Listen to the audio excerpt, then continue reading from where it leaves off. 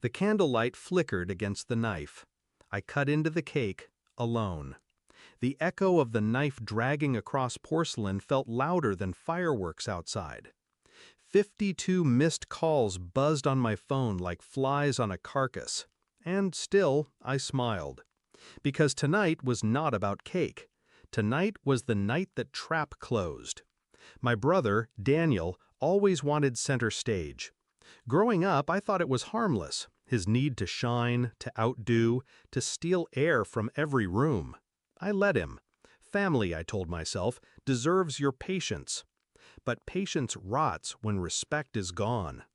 I sent my birthday invites weeks in advance, a quiet dinner, nothing extravagant. My wife promised she'd help set the table. My daughter picked out balloons. For once, I allowed myself to look forward to something simple. Then Daniel announced his barbecue. Same day, same time. He called it just a casual thing. But the guests list told another story. He invited everyone, my parents, my cousins, my so-called friends. Even my wife helped him organize it. That was the first cut. The second came when my daughter slipped. Uncle Danny says he'll have fireworks. They had chosen him over me. All of them. The signs had been there. My wife's late nights helping with the catering. My parents brushing off my invitations with half smiles. The whispers, the silence. But betrayal doesn't shock me anymore. It sharpens me. I didn't rage. I didn't beg. I planned. Because Daniel thought stealing my family would break me. He never considered what I could steal from him. For months, I had been patient, meticulous. While Daniel flashed his arrogance, I studied his weaknesses. His barbecue wasn't just a party. It was an illegal investment showcase. He was funneling money from relatives into his little real estate fund. I had the bank statements, the fake contracts, the signatures he forged. I waited for the perfect night to light the fuse. My birthday. At noon, while my wife strung up lights in Daniel's yard, I disappeared. 3 states away, sitting in a quiet hotel room, I pressed send. Dozens of emails launched like arrows, screenshots, documents, recordings, each one aimed precisely to investors, to the IRS, to his clients, to his wife. By the time Daniel flipped the first burger, his empire was ash.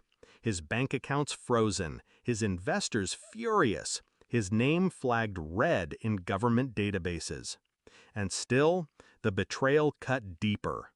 At 7 p.m., I stood in my kitchen, table set for 20. Empty chairs staring back at me. My daughter's balloons drooped in silence. Not a single knock at the door. Not even hers. For a moment, I almost let the loneliness win. Almost. But then my phone lit up.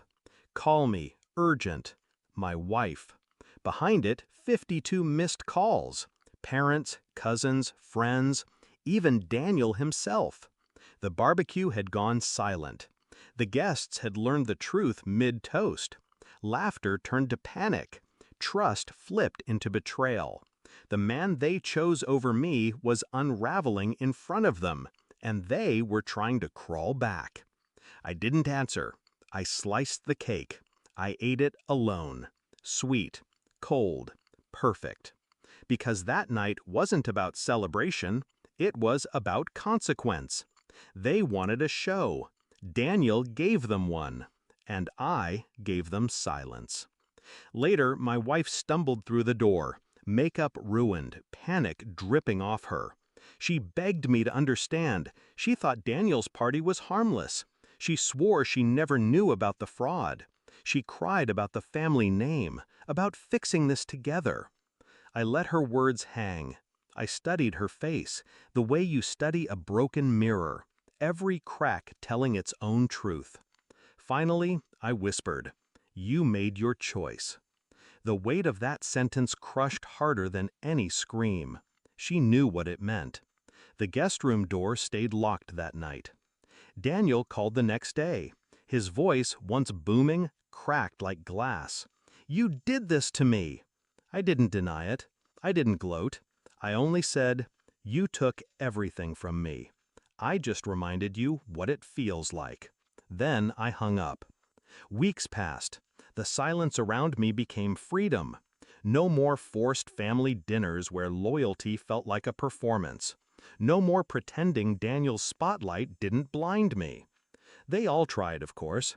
Messages, apologies, excuses. Even my parents called, their voices dripping with guilt. But I let the phone ring. Because forgiveness isn't owed. It's earned. And none of them paid the price.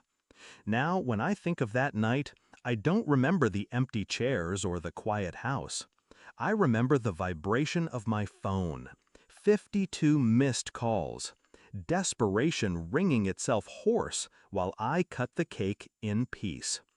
Daniel thought he won when the room filled with laughter and smoke. But fire consumes everything in the end. And me? I learned to smile in the silence. Because revenge doesn't always roar. Sometimes it answers with nothing at all.